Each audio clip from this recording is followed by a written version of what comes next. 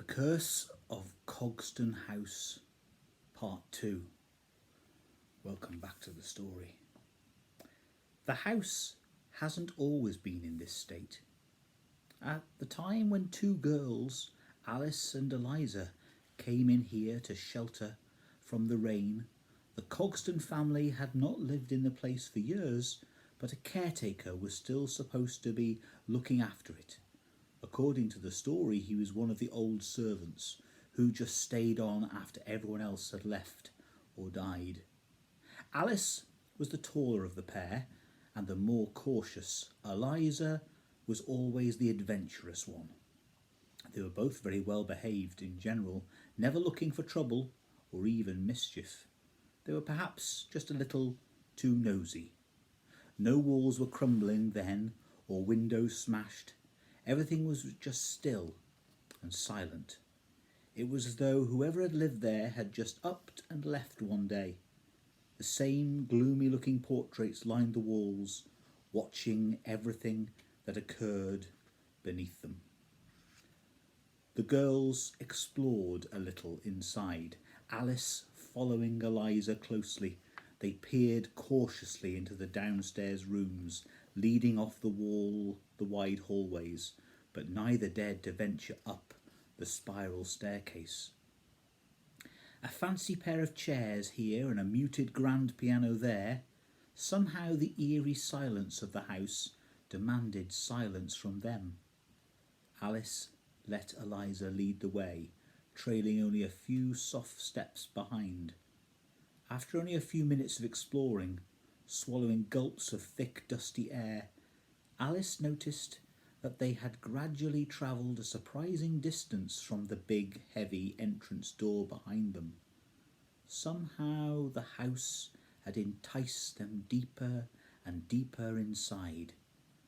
As she traipsed along behind Eliza, she realised that her feet were moving to a rhythm that had so far escaped her notice. Steady and comforting, the girls were treading to a beat, like soldiers marching in time with a drum. Alice snatched a piece of Eliza's coat to stop her in her tracks and stood silently, listening. Tick. Though her feet were no longer moving, a beat continued. Straining to listen, the girls cocked their heads and frowned at one another as the soft sound of the ticking clock reached their ears. Tick. The sound followed them through the house, breaking the silence wherever they investigated, as the sound of a swinging pendulum from one tall grandfather clock faded away behind them.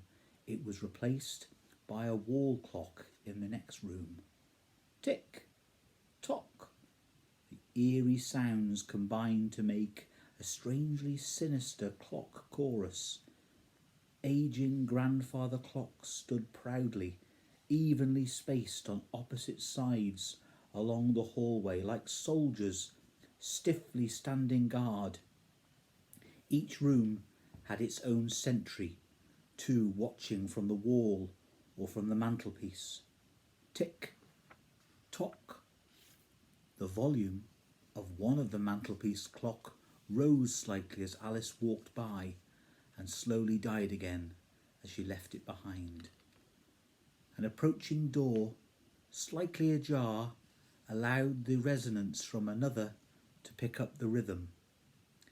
Alice's footfalls had just begun to slip back into a soothing rhythm of the ticking house when her attention was drawn to the nearest exquisitely polished timepiece. She stopped. The realisation that invaded her mind made her stomach lurch unpleasantly. All over the vast house, thick blankets of dust clung to every item of furniture, except for the clocks. Tick, tock. Alice ran a finger along the smooth edge of a beautifully ornate carriage clock and found not a scrap of dirt on its surface. She looked up at the filthy mottled glass of the ground floor windows. then back at the gleaming, spotless face of the clock. A few moments later, when both girls were back out on the main corridor, Eliza stopped walking suddenly.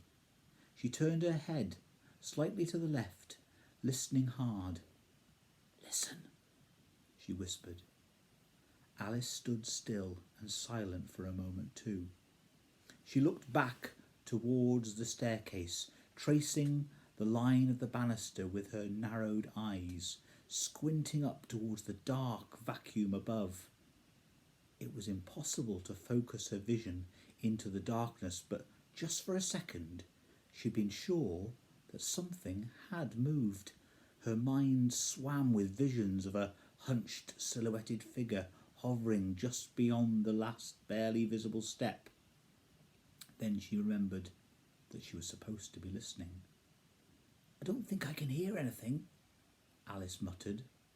"Exactly," her friend agreed. "No ticking." With a sudden shiver, Alice realised what Eliza was listening for. She hadn't heard the presence of something further away. She was listening for the absence of it right beside them. Alice stood motionless, staring up at the nearest grandfather clock, the latest in a long line of stoic watchmen standing against the dark panelled walls. Despite no other signs of life, every other clock so far had been working. They were even, as far as Alice had noticed, showing the correct time. The one in front of them right now had stopped. 10:31, said Eliza, looking back at Alice over her shoulder. The clock was either 3 hours ahead or 9 hours behind the correct time. Eliza seemed to contemplate this for a moment, and then just as suddenly as the clock had attracted her attention, she lost interest and moved on down the hallway. Alice, meanwhile, stared at the clock a little longer. Something about its silent presence was strange, but she couldn't quite put her finger on what it was. She placed one hand on the frame and leaned in closer. Turning her head, she pressed her ear against the polished wooden panel as though listening for a pulse. The silence of the house was deafening. Seconds passed. Bang! Without warning, an ear-splitting sound splintered the silence and Alice's vision went black. Eliza, who had been creeping further along the passageway when the horrendous sound had startled her, she spun around to find herself perfectly alone in an empty hallway. The house looked exactly the same as it had a moment earlier, but Alice was nowhere to be seen. Eliza's face contorted from confusion into panic. Her arms appeared frozen by her side, but her hands began to visibly shake. All adventurous spirit had been whisked out of her, and she whispered meekly, "Alice!" She whipping her body from side to side, she spoke again, this time louder and more urgently. "Alice!" Eliza directed her call with increasing volume. In different directions she dived in and out of the nearest rooms, all efforts to be steadily abandoned. "Alice! Alice!" Frantically, Eliza screamed Alice's name again and again. Fat tears formed in her eyes. She took one more look from left to right, then darted off down the hallway and out of sight, back into the pouring rain. Alice watched it all, but could not speak. Standing in almost complete darkness, her eyes strained to adjust. Directly in front of her face she could see through a murky, circular window. It was so close to the end of her nose that the thick glass seemed to blur and distort the objects on the other side of its gruesome, deformed versions of themselves. She blinked rapidly as her befuddled brain pieced together the picture in front of her. She could see Eliza, stretched and blurred by the small window. She was standing in the corridor, just as she had been only a moment earlier. The walls of the hallway seemed to curl sickeningly towards Alice at the top and the bottom as she rolled her eyes around to test the limits of her vision. There was a stuffy, musty smell around her, and she reached up to hold her nose. Nothing happened. Alice's hands didn't appear in front of her. She focused hard on moving an arm from where it hung by her waist, but it was as though they didn't belong to her anymore. She was rigid, but for the snivelling of her wide, panicked eyes. The swivelling of her wide, panicked eyes. A cramped feeling began to smother her like a mass of vines and leaves wrapping around a tree trunk. Cold beads of sweat formed on her forehead.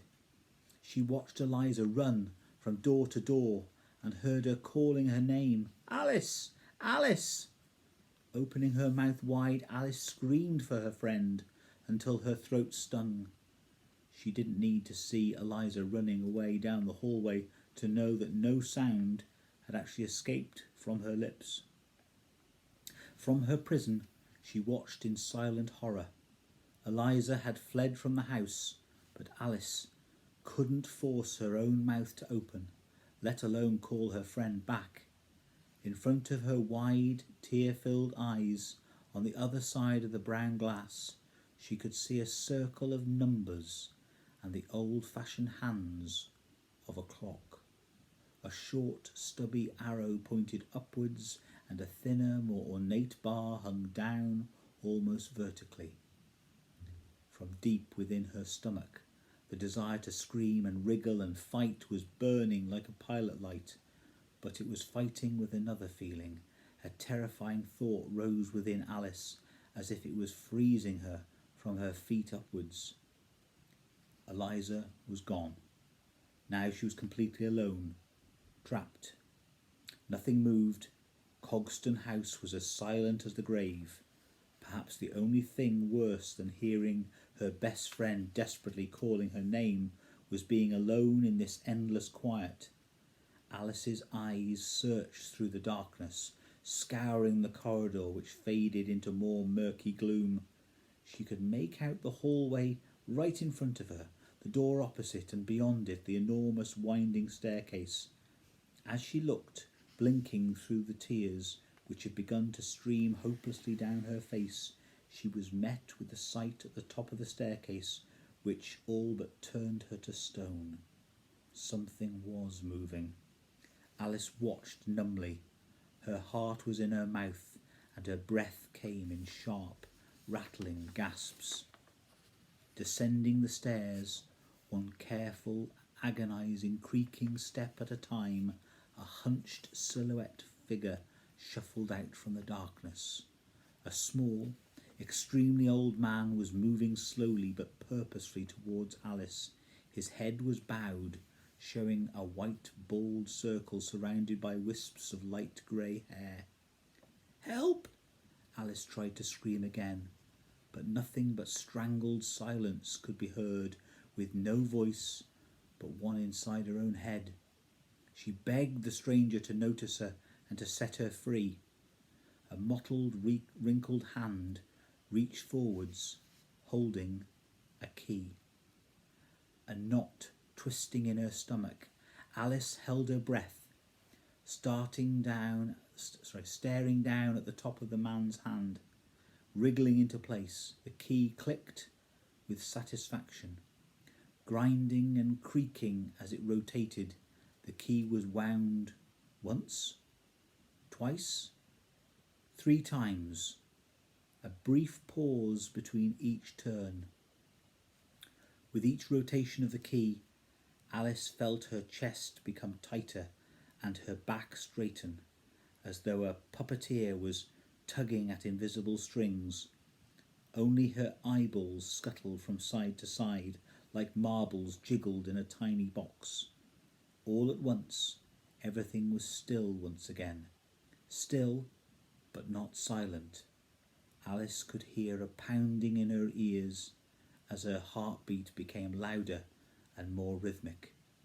The thin slither of a third metal clock hand in front of her face had begun to move, and as the deafening sound of her own heart ticking overwhelmed her, she had the chilling realization that this particular clock was no longer broken. Tick, tock. That's the end of part 2. Join me again to see how the story finishes in part 3.